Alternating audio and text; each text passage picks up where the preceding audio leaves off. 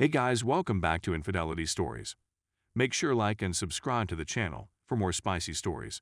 Now, let's get into story video. Me, 27 male, with my wife 30 female, of 7 years, found evidence of her possibly cheating several years ago.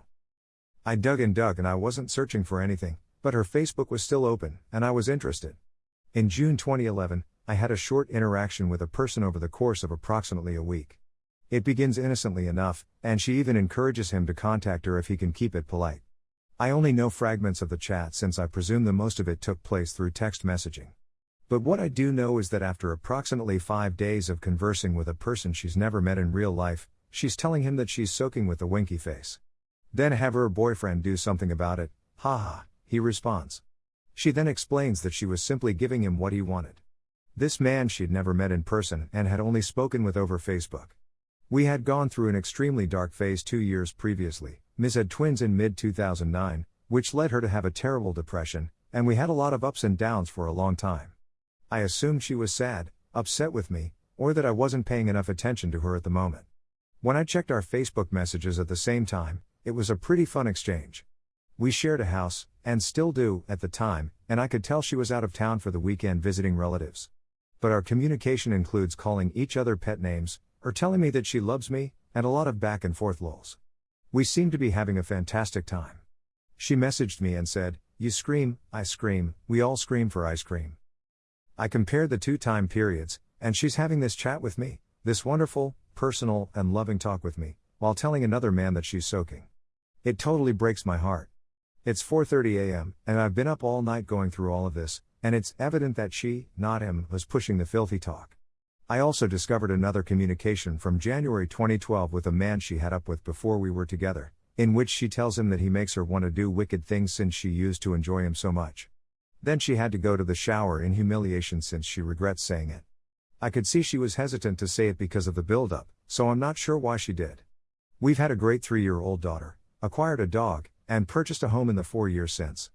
I'm at a loss on what to do. On Friday, I have an appointment with a counselor with whom I will discuss this. I don't think I'll be able to wait till Friday. We'd be there right now if our kid wasn't in the picture.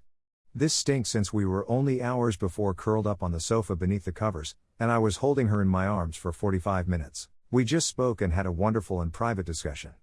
I don't even know who sent those texts to those other males.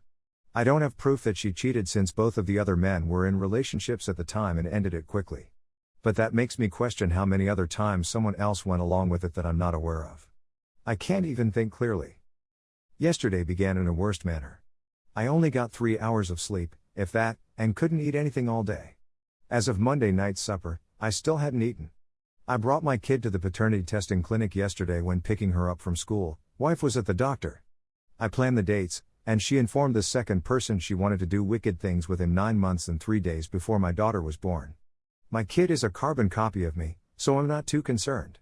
I went to our other home when I got off work at 5 o'clock. I had to apologize to my supervisor for being down the whole day. We are in the midst of moving into a new home, and not all of our belongings have yet been removed from the previous one. Our mementos are still at the previous home. What she had given me from the time period of the chats. It hurt.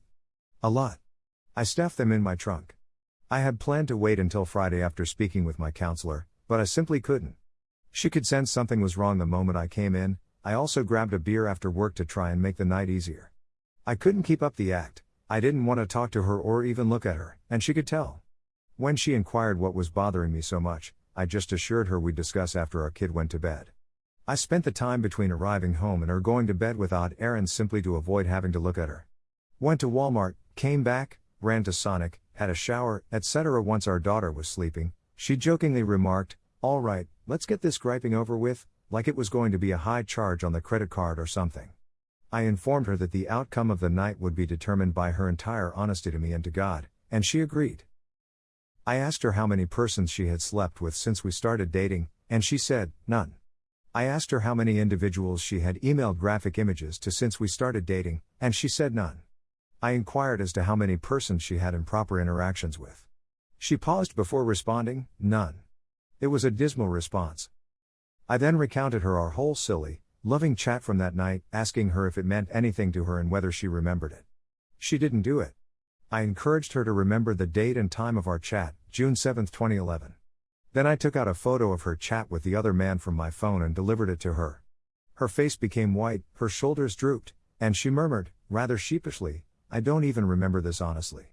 Then I showed her the second discussion she had with the other man about his making her want to do bad things.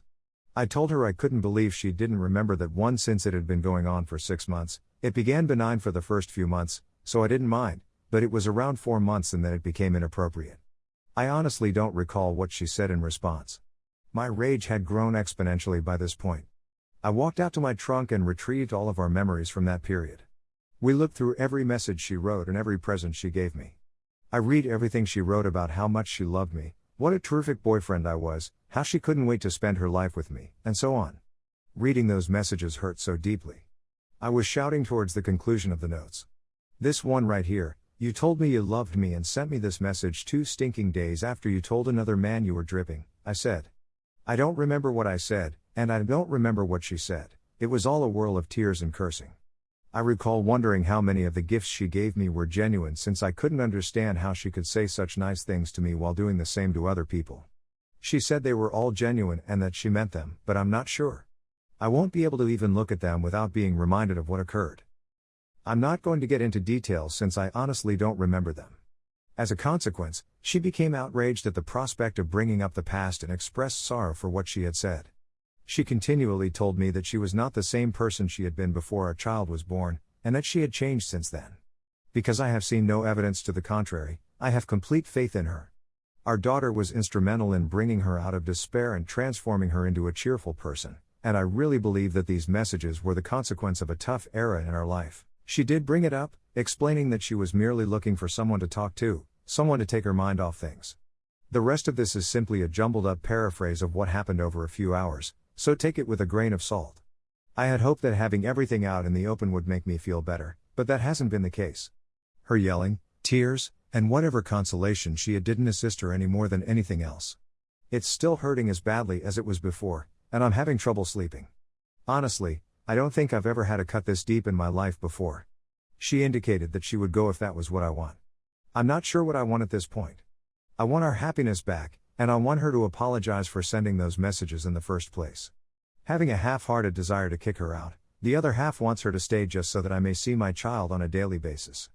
I think I'll make an effort to resolve the situation with my counselor on Friday.